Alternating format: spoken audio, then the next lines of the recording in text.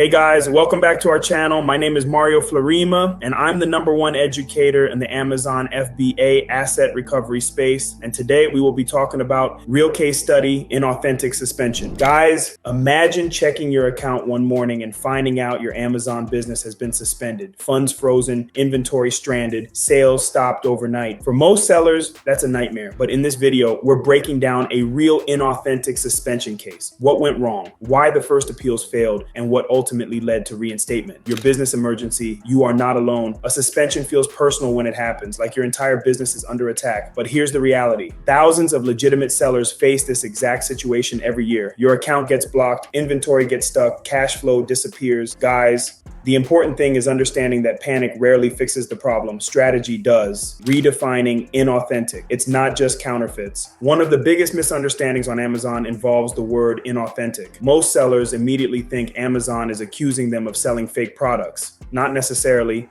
In many cases, Amazon simply can't verify the supply chain, supplier, or documentation properly. So in other words, what Amazon calls inauthentic is often a verification problem, not a counterfeit problem. And that's exactly where many sellers get blindsided. Triggers, customer feedback, and algorithmic AI flags. Now let's look at what actually starts many of these investigations. First, customer feedback. Sometimes even a single authenticity complaint can trigger a review. Then there are AI system flags. Amazon systems monitor unusual behavior, listing activity, complaint patterns, and account signals constantly. Guys, not every suspension starts with a customer complaint. Sometimes the algorithm notices something first. Case study, 0 sales and no complaints. Believe it or not, this real case had 0 sales and 0 customer complaints. The product never sold, nobody complained, nobody returned anything, yet the ASIN still triggered an authenticity suspension. Guys, that's what makes modern Amazon enforcement so difficult. Amazon systems don't always wait for customer harm before taking action. Why first appeals fail even with perfect docs? This frustrates sellers more than almost anything else. You submit invoices, you submit evidence, everything looks correct, and Amazon still rejects the appeal. Why? Sometimes reviewers have limited time. Sometimes technical formatting issues create problems. Sometimes Amazon claims supplier verification couldn't be completed. Guys, strong documents don't always guarantee immediate approval. This is something that confuses a lot of sellers. One business owner submitted what looked like a very strong appeal. The invoices were valid, the documents were organized, and the evidence was there. So he expected a quick approval. Instead, the appeal came back denied. After reviewing the case, nothing was wrong with the products. The issue was that Amazon couldn't fully verify part of the supplier information during the review. Because guys, good documents matter, but they still have to pass Amazon's verification process. The AI versus human judgment battle. This is where automation creates challenges. Amazon's AI systems review huge amounts of information very quickly. The problem is machines don't always understand context. A legitimate invoice can fail because of scanning issues, formatting problems, or OCR errors. Human reviewers often see things differently because they have the ability to evaluate the bigger picture. The template trap and resubmission secrets. A lot of sellers fall into the same trap. They download a generic appeal template, make a few edits, and submit it. Guys, Amazon reviewers see those templates every day. That's why generic appeals often fail. At the same time, many successful reinstatements happen through strategic resubmissions. Sometimes the difference isn't the evidence, it's getting the right reviewer to evaluate the case. The gold standard for valid invoices. When Amazon requests invoices, they expect specific information, complete supplier details, business information, product quantities, dates, clear product descriptions, and readable document quality. Guys, Amazon systems often review invoices before humans do. That's why clean digital documents usually perform much better than poor quality scans. Section 3, suspensions, the severe threat. Not all inauthentic suspensions carry the same level of risk. A standard inauthentic suspension is serious. A Section 3 suspension is much more severe. At that point, Amazon believes the behavior may have been intentional rather than accidental. Guys, once a case reaches Section 3 territory, the stakes become significantly higher and recovery usually becomes much more complicated. Case study, reinstatement from eBay sourcing. Believe it or not, this was one of the rarest wins you'll ever see. The seller was sourcing products from eBay, which normally creates massive reinstatement challenges. After 3 failed appeals and over a month suspended, the account finally came back. What changed? Every transaction was mapped chronologically. Brand verification efforts were documented, and a complete evidence package was built around the sourcing history. Guys, the appeal wasn't based on on excuses. It was based on proving transparency and showing a clear move toward authorized sourcing. How image changes trigger suspensions. A lot of sellers never see this coming. They update a product image, improve packaging photos, or refresh branding. Seems harmless, but customers see something different than what they expected, and that's where complaints start. In one real case, a packaging image update generated multiple not as described complaints within days. Guys, the product wasn't counterfeit. The customer expectation changed. Amazon systems often don't know the difference. The customer complaint Mirage. Here's something sellers misunderstand all the time. When customers say a product is fake, they don't always mean counterfeit. Sometimes the product performs differently than expected. Sometimes packaging changed. Sometimes the appearance looks different from a previous purchase. Guys, Amazon sees the complaint first. Context comes later. That's why strong appeals focus on clarification, not confession. The 7 deadly mistakes to avoid. This is where a lot of reinstatements die. Admitting fault when you shouldn't, using generic templates, submitting altered documents, providing vague supply chain information, rushing the appeal, ignoring the real root cause, and submitting multiple appeals back to back. Guys, every one of these mistakes makes Amazon trust you less, not more. The power of escalation strategies. Sometimes the problem isn't your evidence, sometimes it's who reviews the evidence. That's where escalation becomes important. Senior reviewers have more authority, more experience, and a broader understanding of complex cases. In one documented case, success only came after escalation beyond the normal appeal process. Guys, escalation isn't a backup plan. Sometimes it's the strategy that finally gets the case reviewed properly. The strategic resubmission method. Most sellers think a rejection means they need entirely new evidence. Not always. Sometimes the smartest move is patience. Wait a few days, resubmit strategically, and allow a different reviewer to evaluate the case. Guys, documented reinstatements have happened with the exact same evidence package. The difference was the reviewer, not the documents. Preventing future suspensions proactively. The best suspension strategy is preventing the next one. Verify suppliers before purchasing, monitor voice of the customer regularly, maintain organized records and audit trails, and review customer complaints before they become bigger issues. Guys, sellers who build these habits early usually avoid the same suspension twice. Handling the financial hostage situation. Let's talk about the part nobody likes, frozen funds. For many sellers, that's the most stressful part of the entire suspension. But guys, a fund freeze is not proof of guilt. It's Amazon's way of protecting itself while the investigation continues. The mistake is rushing an appeal because of financial pressure. Use that time to build a stronger case instead of a faster one. This is where financial pressure causes bad decisions. One seller had thousands of dollars frozen during an investigation. Every day felt expensive, so the temptation was to submit an appeal immediately without fully preparing it. But rushing the process would have created even bigger problems. Instead, the time